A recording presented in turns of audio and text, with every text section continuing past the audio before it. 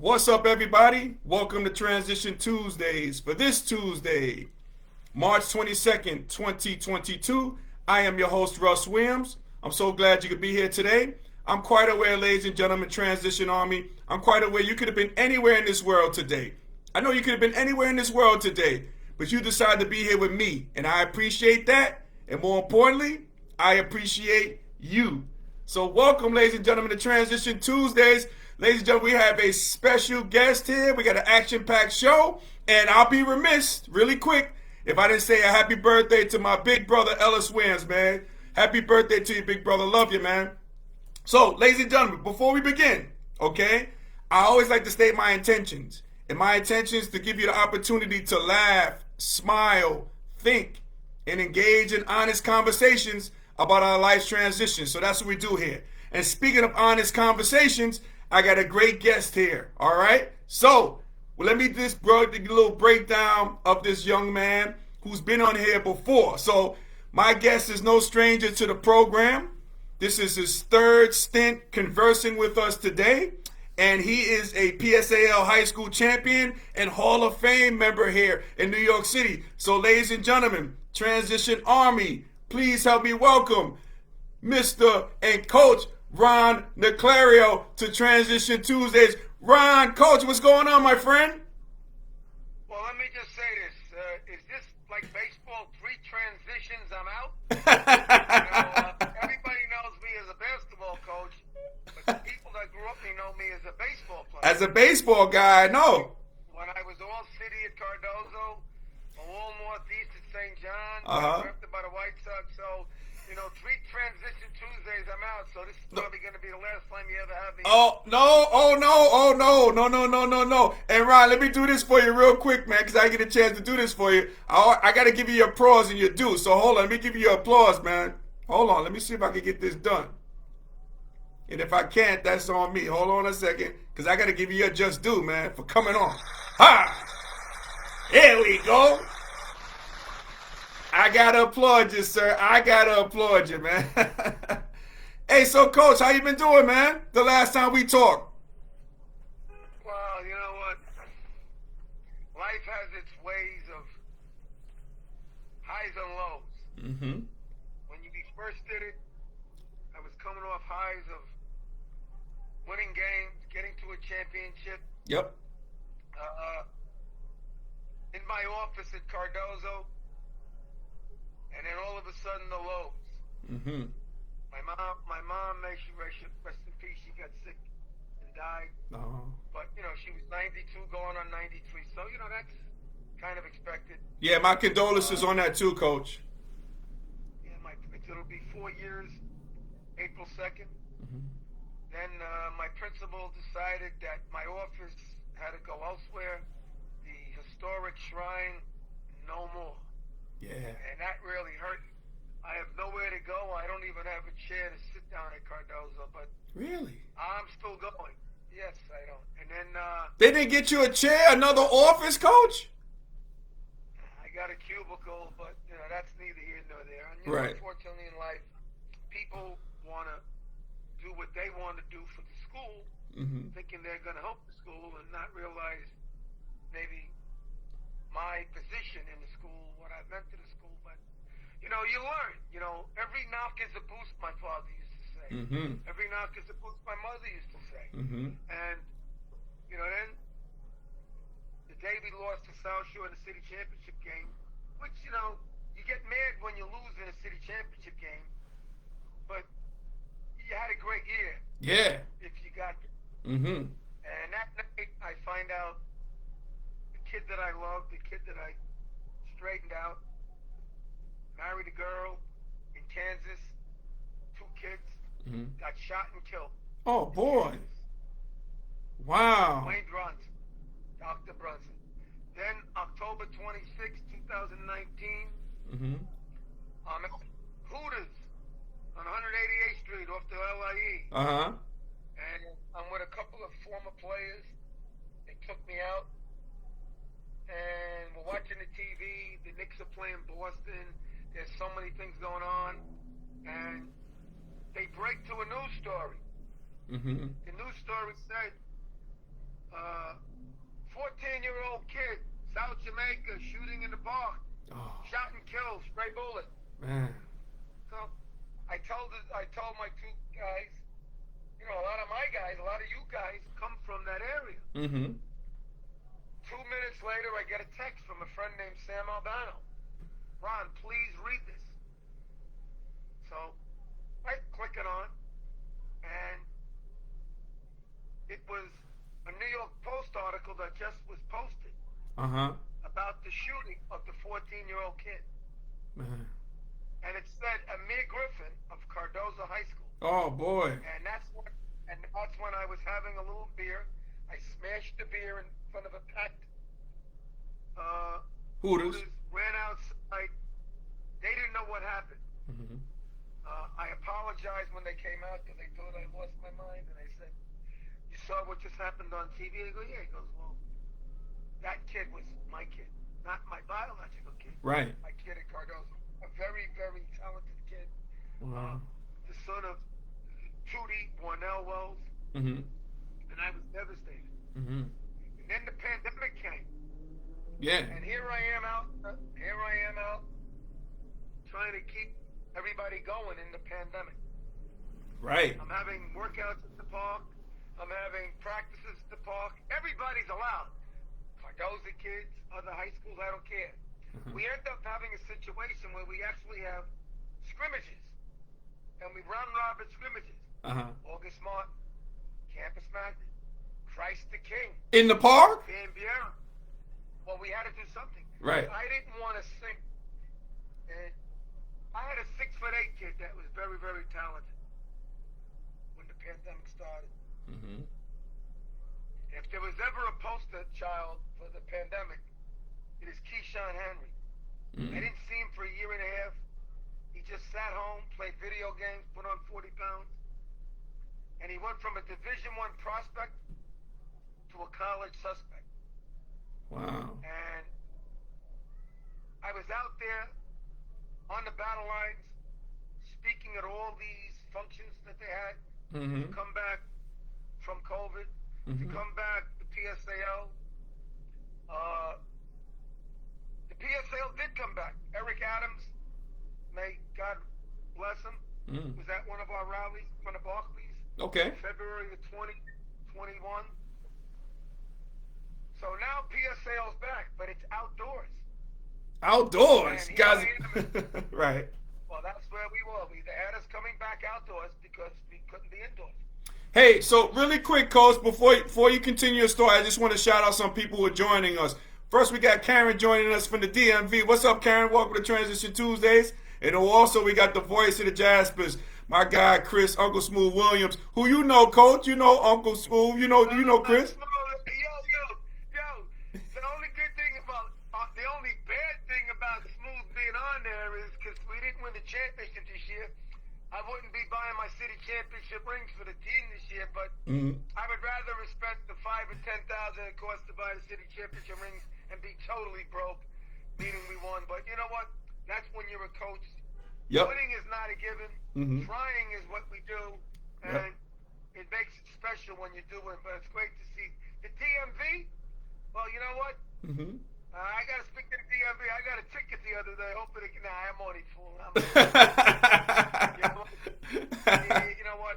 I realize now after all these years, I got to start enjoying what I do. Mm-hmm. Mm-hmm. My assistants, Mike, Rob Moses, Mm-hmm. Billy Medley, who not left me in a bad way. He retired Okay. from the school. Well, it seems like we lost me. There you go. Oh, I'm right. Well, you're back. You're back, Coach. I'm back.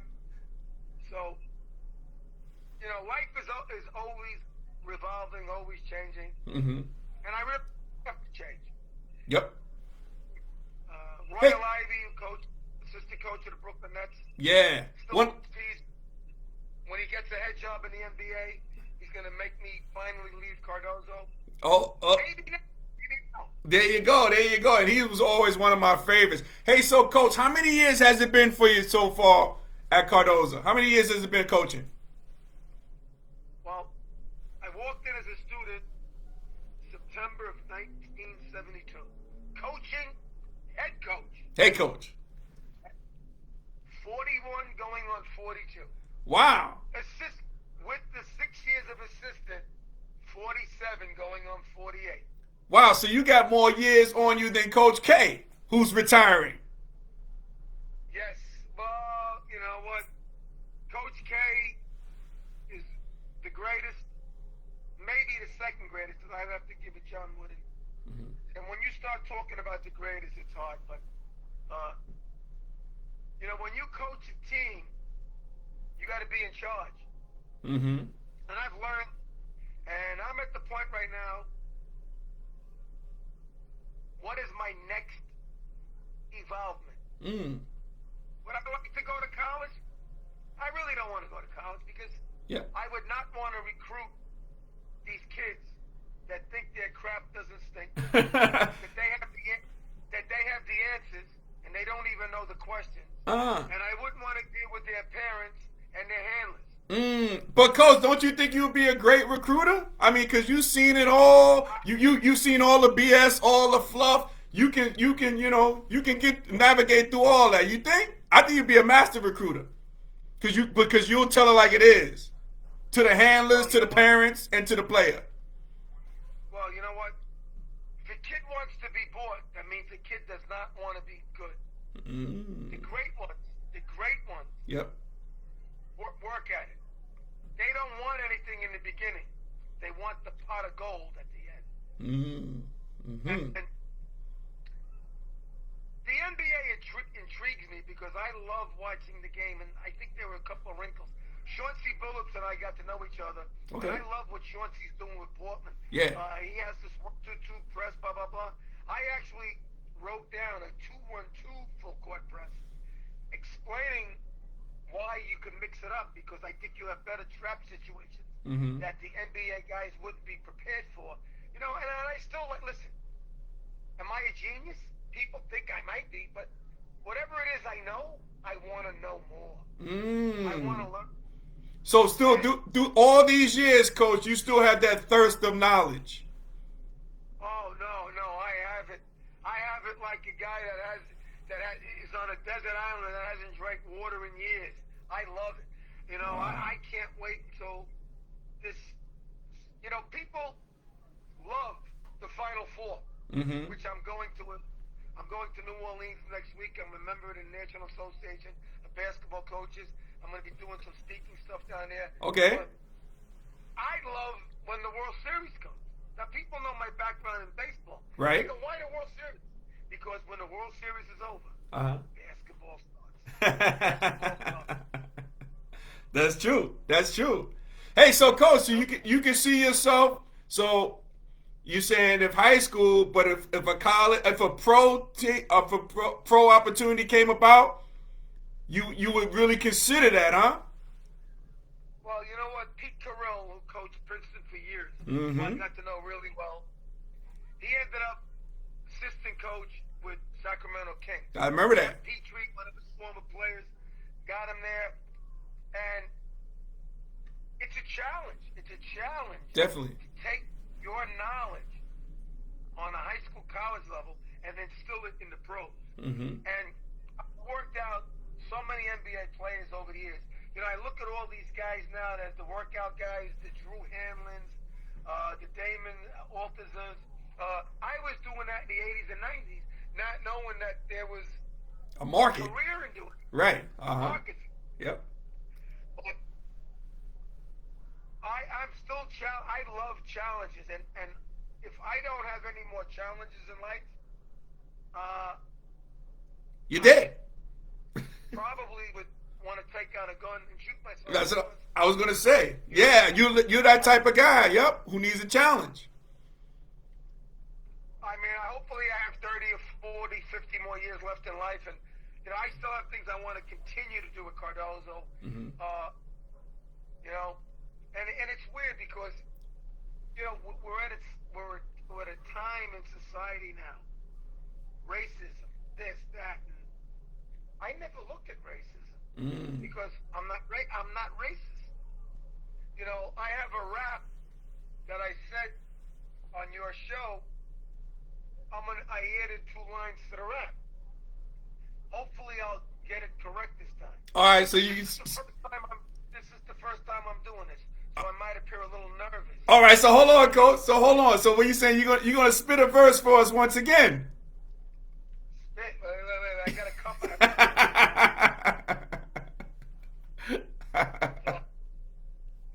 And you have to, the good coaches, the great coaches, change with the time. They adapt. Yep. The Bobby Knights of the '80s can't be the Bobby Knights of 2020. Right. But the one thing that I can actually say, if my players start hating me or start ripping me, I'll quit. But the love that I have for my players, present, past, and hopefully the future, keeps me going. Yep. And the love they have for you too, coach. Well, I got to know Eric Adams over the years. I got to know Eric Adams I officially met Eric Adams September 20th, 2018 at the Apollo Theater for the night that the Apollo showed the documentary When Harlem Saved the King. Wow. Okay, so you were there in Harlem. That was the documentary about my father. About your dad. Saving Martin Luther King's life. So the hour before with all of the dignitaries, the politicians. So we exchanged numbers, we became friends. The new school chancellor, David Banks, who is not good, he's great. Not good, he's great. Okay. If we can ever salvage the New York City Department of Education, the New York City Public School Athletic, he is the man. Okay. So my juices are flowing because hopefully I can sit down with them, run my ideas through them, run my visions through them, run the ways we can get there. Not the whole school system, but the school system that I think I can make a major positive change in. And it's done. Okay. If it's not, then I know it's never going to happen. And then, you know what? Doors close and you move on. Gotcha. If I'm 100 years old and I'm still here, well, I know I'm not going to have a 20-year career coaching in the NBA if I get a job at 100. Gotcha. So you have to accept. Can you still see me? I can still see you. Yep, loud. Yep, we can see you. Oh, okay. I'm learning. So I'm supposed to sit down with David Banks, a great guy, not a good guy. The New York City parents that want to send their kids to public school are very, very lucky that Eric Adams hired him as the school system because he understands. Some guys don't understand it. If you have to explain it, then if you have to explain it, the person that's hired should not be hired. Gotcha.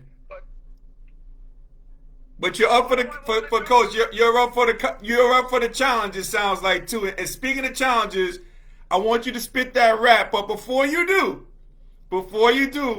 I just want to give some shout outs. So we got Felicia joining us from The Rock. What's going on, Felicia? Welcome to Transition Tuesdays.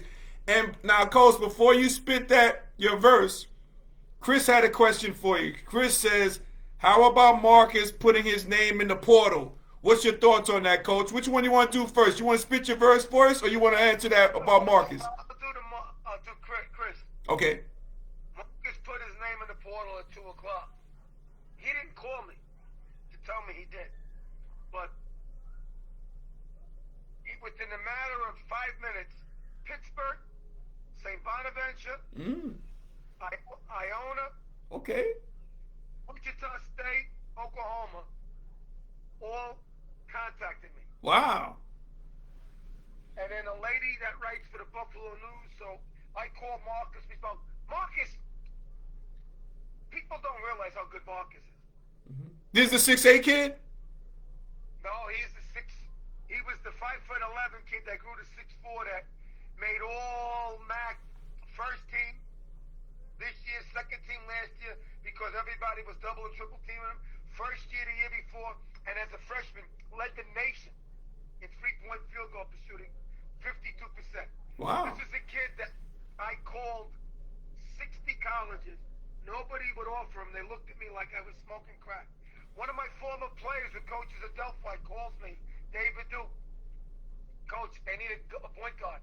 You got to be able to shoot. So I tell him I got the kid. He never took him. He regretted it. Shame on you, David. You know, if you call me for advice, you got to listen. If you call me for advice, you got to listen to the advice. You know? But hey, listen. You know what? I was once young and dumb, and maybe now I'm older and dumb. But you know what? The one thing I don't like.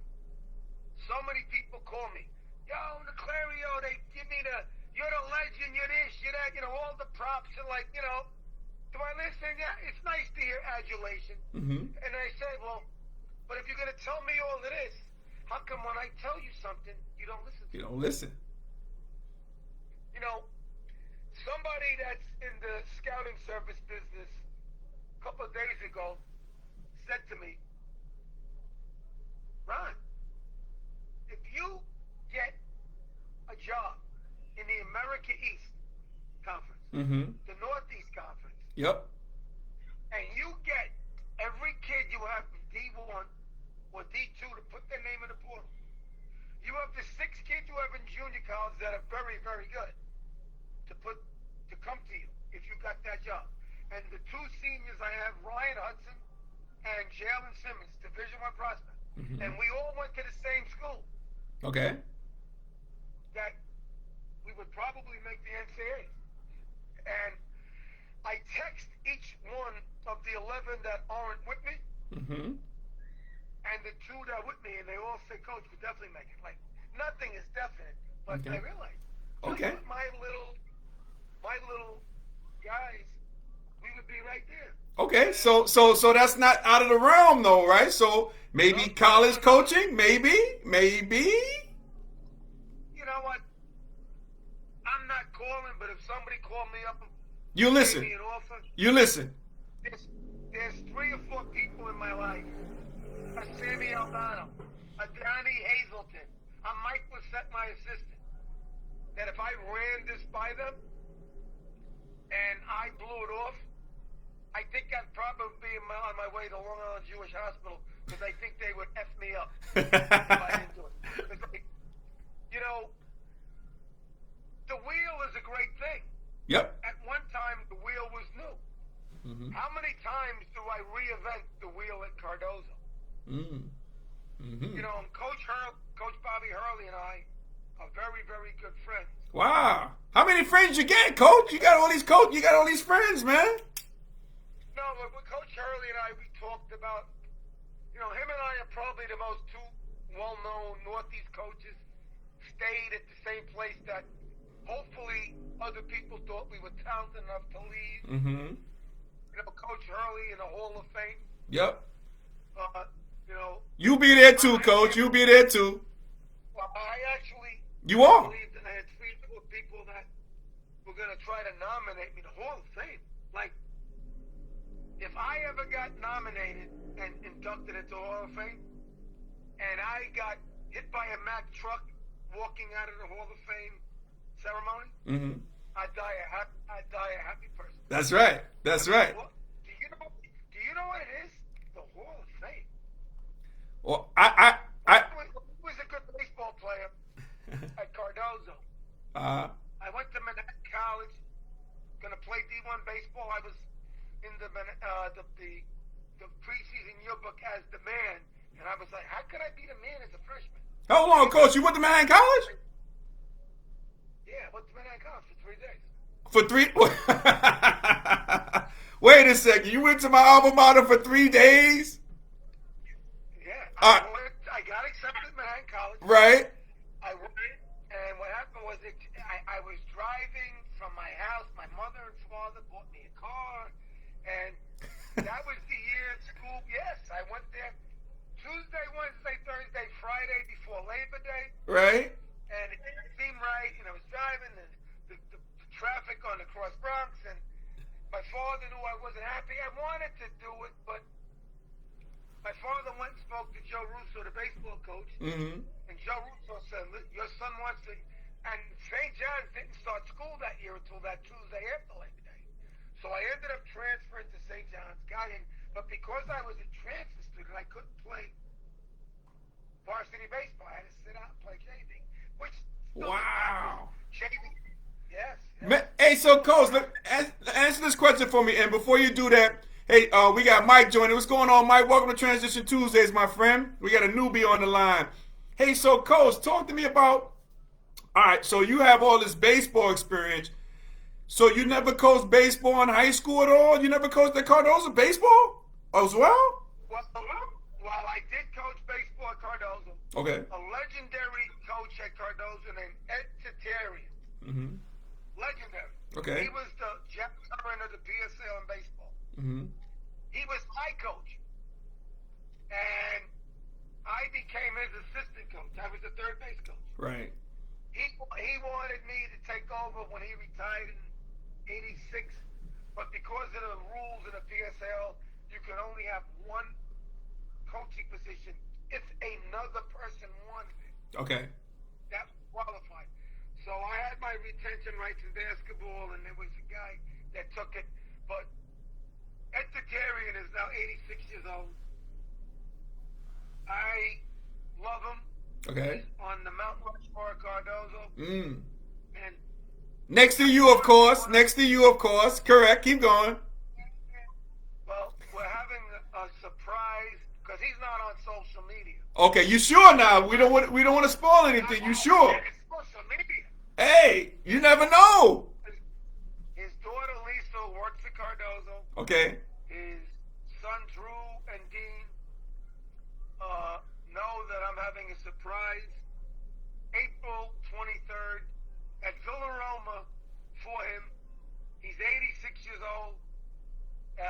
Right now we have about 80, 100 people. I expect about 150, 200 when it's all said and done. Okay. Special night. You know, when you get older, shame on you. Shame on you Mm-hmm. if you don't acknowledge, you don't appreciate, you don't give thanks to the people that made you you. Mm. Now I understand if there's somebody that made you a loser, if somebody made you don't believe in yourself, Uh-huh. if somebody took your self-esteem away, I understand, well, maybe you have the right to go over and smack the crap out of them. Right. But if somebody believed in you, Mm-hmm. we had a guy at Cardozo named Jack Loach. He coached basketball at Francis Lewis when it first opened, late 60s, early 70s. Mm-hmm. He came a teacher at Cardozo. He was the JV basketball coach, the JV baseball coach. And he said, everything Ed Tatarian touches, he makes better.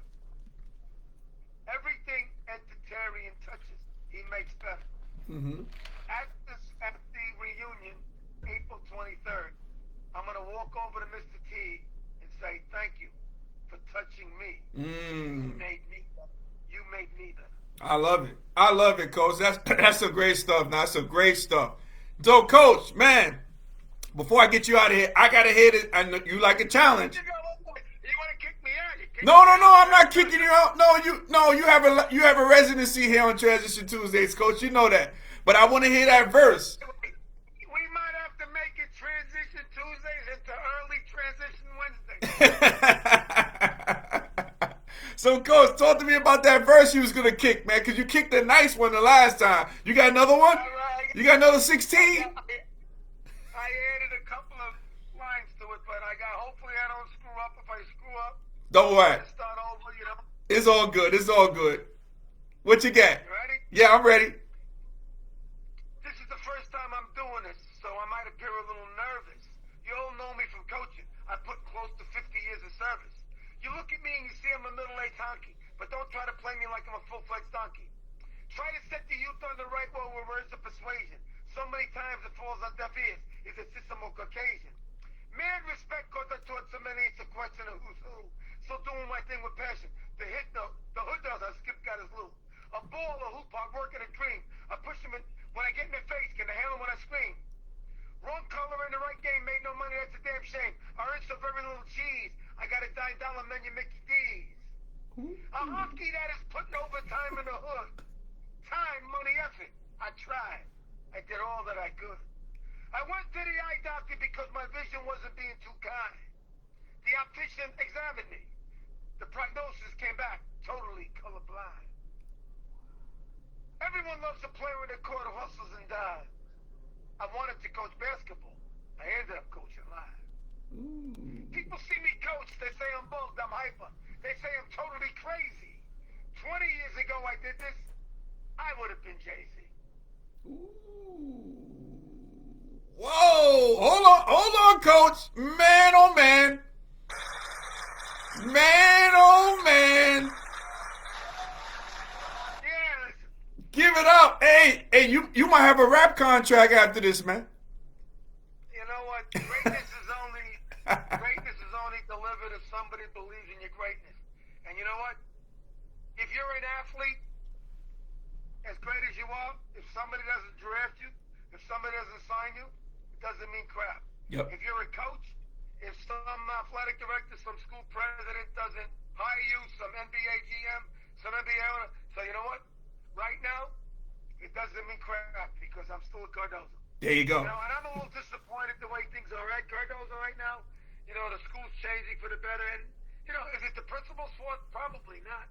But you know, it's not 1980. It's not 1990. It's not 2000. It's not 2010. It's 2022. Yep. But you know what? I'm gonna go down fight. There you go. You're a fighter. We're a fighter, Coach.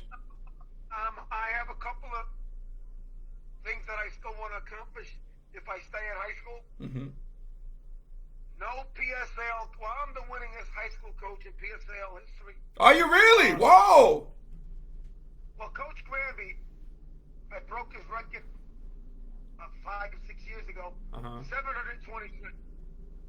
Chuck Curran is the winningest coach in the history of New York State. 972. So I broke 700. I broke Jack Curran 723.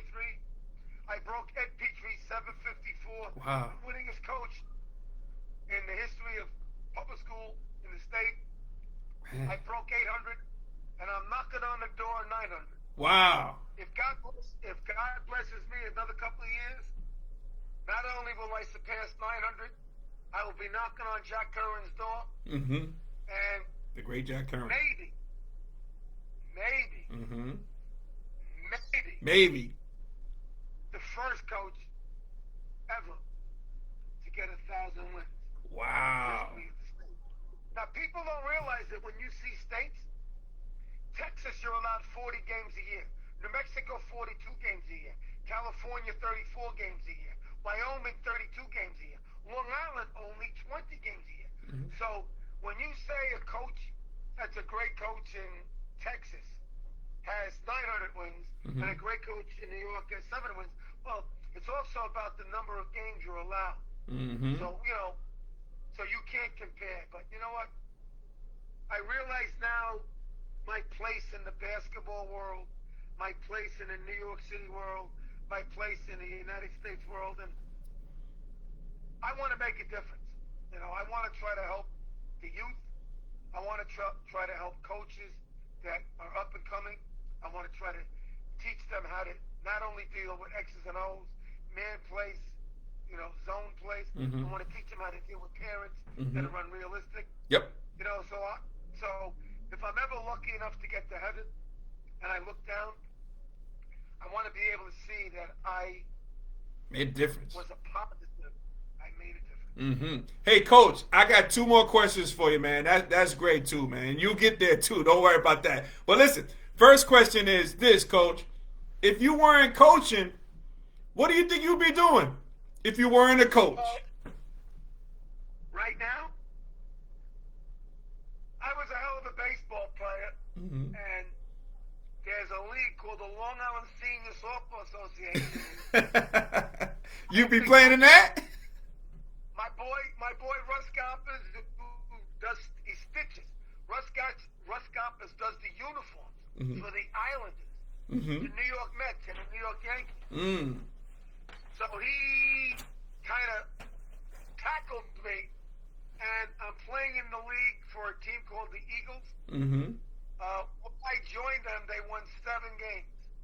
The first year I played, we won 32 games. Wow. Last year we won the championship, and I got MVP of the league. Wow. Now, coach. Now, hold on, coach. Now, is this softball? Or this is hard? This is baseball.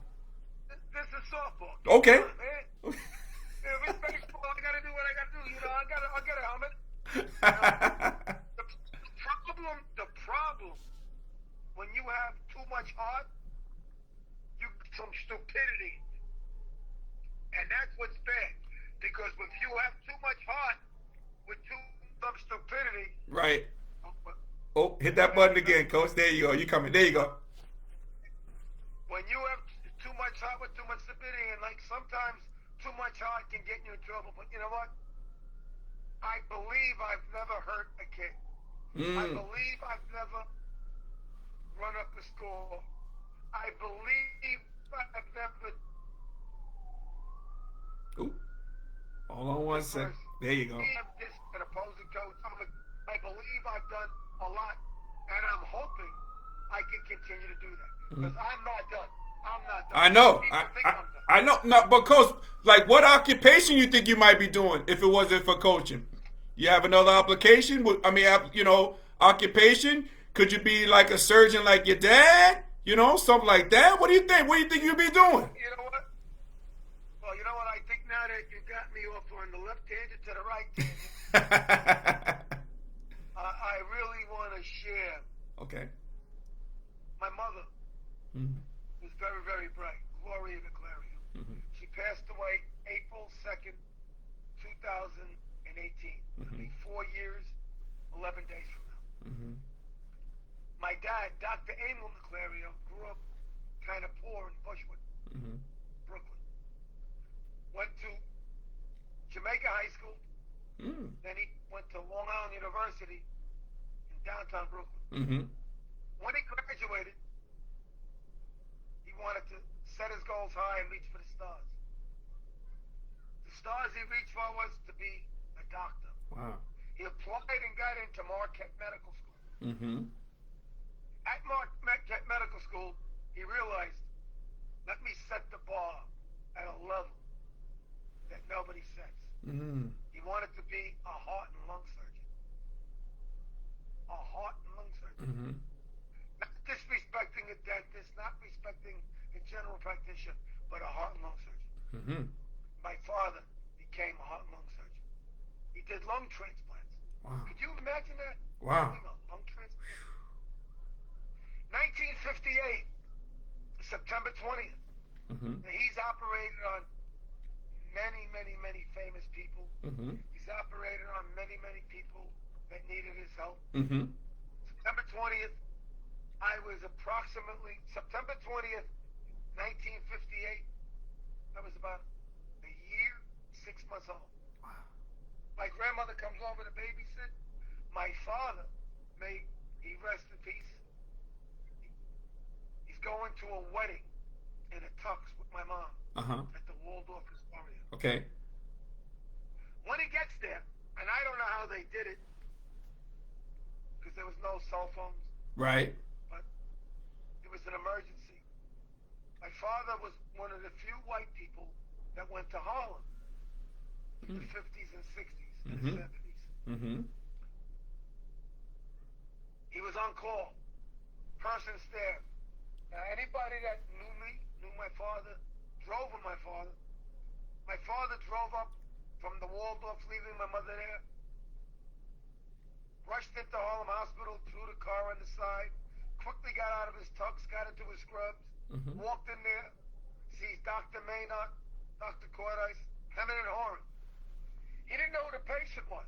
Okay. He quickly realizes, wow, the knife is touching the aorta. And if the person sneezes or coughs, that's it. The knife penetrates your aorta, you drown in your own blood. Which in layman's terms is like a balloon and a pin.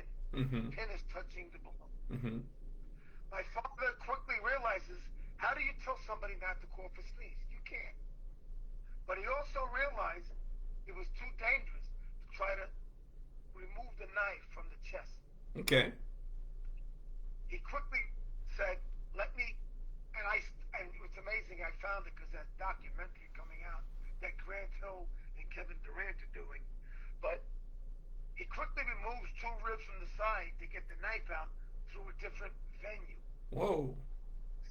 Saves the person's life. Next morning, he gets up at 5 o'clock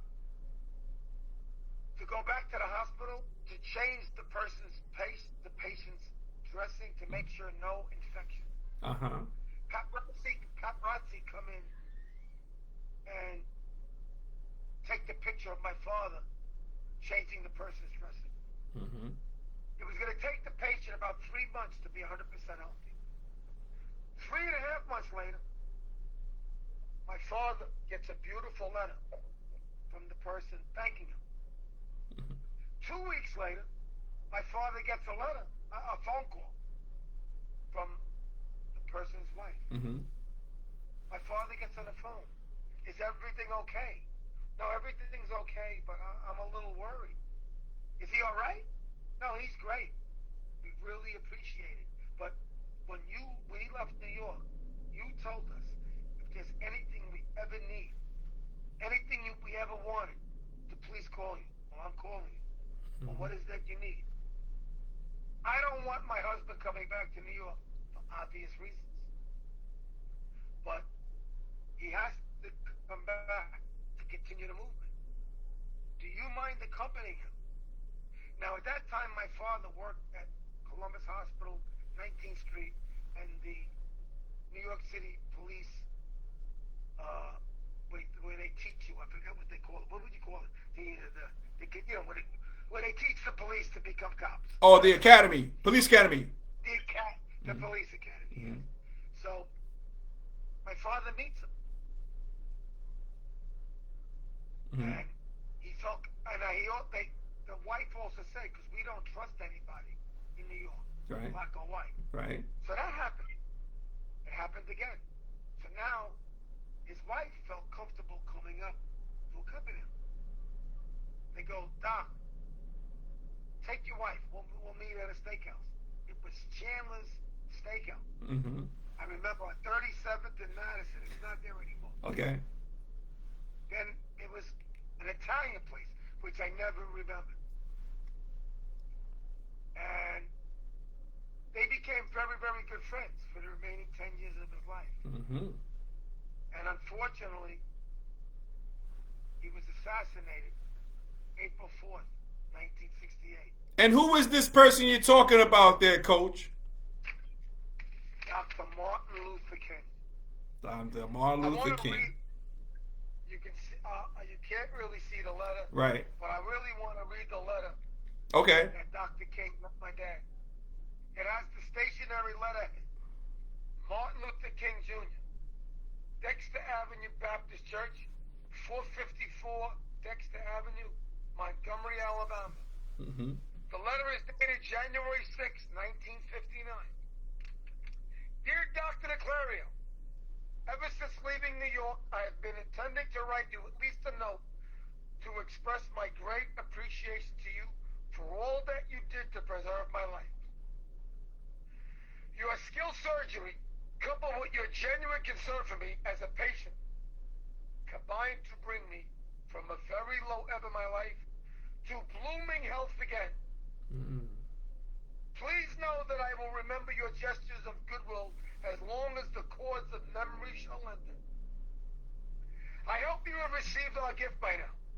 It is simply a little way to express our gratitude to you for all that you did to ease the load of a difficult period of our lives. With best wishes to you and yours for health and happiness in 1959, I am sincerely yours, Dr. Martin Luther King Jr.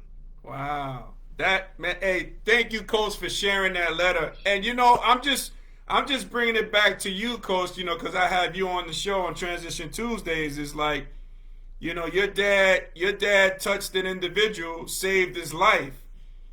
Very similar to yourself and what you do, Coach. How you touch the lives of these young people. How you keep them on the straight and narrow. You know, you get them to where they need to get. there's a lot of parallels from your dad to yourself. What do you think about that? Well, I appreciate the very kind words. Uh, have I saved lives? Yes, I have a lot of people. Yes, you have. Yep. My father physically have saved lives, and you know, you don't know why. Sometimes a road that you never thought of traveling down, a road that you never thought of going down, you go down. For young kids, it could be a bad road. Right. It could be a bad road of joining a gang. Right. A gang.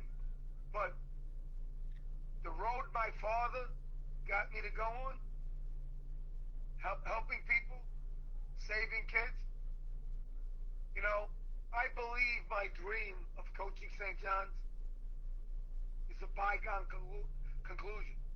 I believe my dream of coaching the Knicks or the Brooklyn Nets will never happen. But something that I never dreamed of, helping kids, saving lives, saving youth, changing youth. I never realized it could be a calling, but now, every time I get up in the morning, I go to the Stop and Shop in Bay Terrace, and I pick up the Newsdays, the Daily News, the New York Post, and I read the first couple of pages. I realize maybe they have less news to report because of the lives that I'm helping and the lives that I'm saving. That's right. Am I bragging? No. I'm not bragging. I'm just telling you what's going on. What do you want me to do? What it is. I'd rather, some people would rather win an NBA championship or an NCAA championship than do that. Now, one of my former players is assistant coach for the Brooklyn Nets. He played in the NBA, Royal Ivy. A lot like Marcus Hammond. Nobody ever thought he could play. He ended up going to Texas. Yep. Played in the NBA for 10 years. Great player. But I teased Royal Ivy. That Royal. He was assistant coach with OKC, assistant coach with the Knicks. A lot of the people thought that Royal was hired by the Nets because he's Kevin Durant's big brother, mentor, whatever, so that it would help, KC or the Knicks get him. But I teased Royal. I said, Royal, you make more in 1 year in meal money, because NBA players and coaches get $129 a day on the meal on the road than I do in a season. Yep.